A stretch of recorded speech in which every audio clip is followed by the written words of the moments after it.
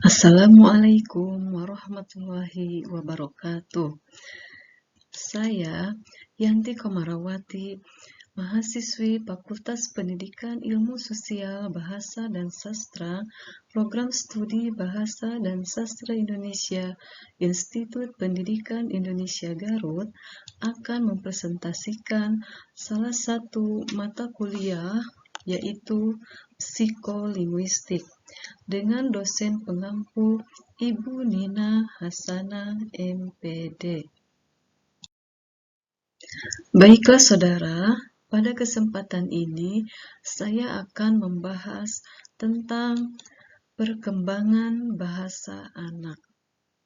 Pada bab ini ada beberapa poin penting, yaitu yang pertama tentang teori perkembangan anak, yang kedua tentang perkembangan bahasa anak. Nah, pada poin ini perkembangan bahasa anak berkaitan dengan perkembangan motorik, perkembangan sosial dan komunikasi, perkembangan kognitif, dan poin yang ketiga yaitu tentang perkembangan bahasa. Poin pertama tentang teori perkembangan anak berdasarkan beberapa pandangan. Yang pertama, berdasarkan pandangan nativisme, yang kedua berdasarkan pandangan behaviorisme, dan yang ketiga berdasarkan pandangan kognitivisme.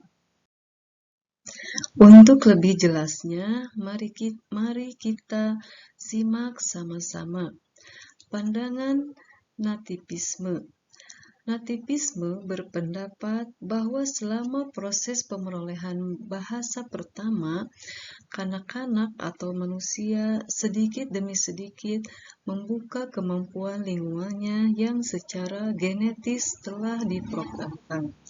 Kaum nativis berpendapat bahwa bahasa itu terlalu kompleks dan rumit, sehingga mustahil dapat dipelajari dalam waktu singkat melalui metode seperti peniruan.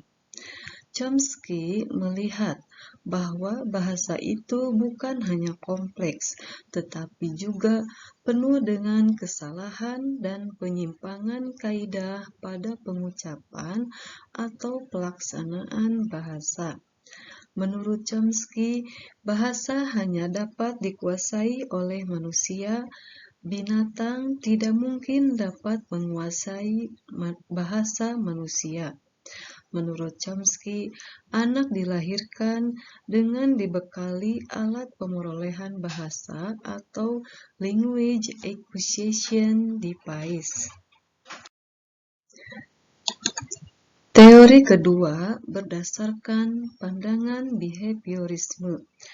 Kaum behavioris menekankan bahwa proses pemerolehan bahasa pertama dikendalikan dari luar diri si anak, yaitu oleh rangsangan yang diberikan melalui lingkungan. Menurut kaum behavioris, kemampuan berbicara dan memahami bahasa oleh anak diperoleh melalui rangsangan dari lingkungannya. Anak dianggap sebagai penerima pasif dari tekanan lingkungannya, tidak memiliki peranan yang aktif di dalam proses perkembangan perilaku verbalnya. Selain itu, kaum behavioris juga tidak mengakui pandangan bahwa anak menguasai kaidah bahasa dan memiliki kemampuan untuk mengabstrakkan ciri-ciri penting dari bahasa di lingkungannya. Mereka berpendapat rangsangan dari lingkungan tertentu memperkuat kemampuan berbahasa anak.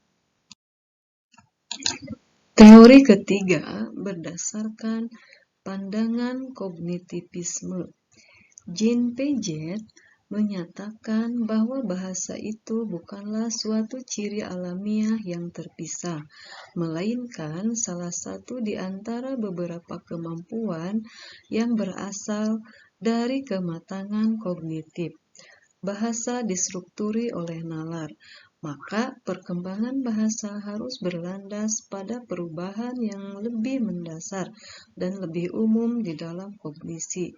Jadi, urutan-urutan perkembangan kognitif menentukan urutan perkembangan bahasa.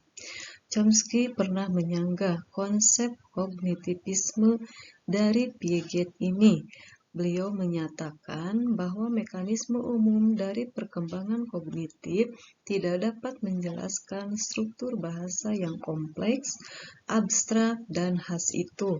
Begitu juga lingkungan berbahasa tidak dapat menjelaskan struktur yang muncul di dalam bahasa anak. Sebaliknya, Piaget menegaskan bahwa struktur yang kompleks dari bahasa bukanlah sesuatu yang diberikan oleh alam dan bukan pula sesuatu yang dipelajari dari lingkungan. Struktur bahasa itu timbul sebagai akibat interaksi yang terus-menerus antara tingkat fungsi kognitif si anak dengan lingkungan kebahasaan. Chomsky juga berpendapat bahwa lingkungan tidak besar pengaruhnya pada proses pematangan bahasa.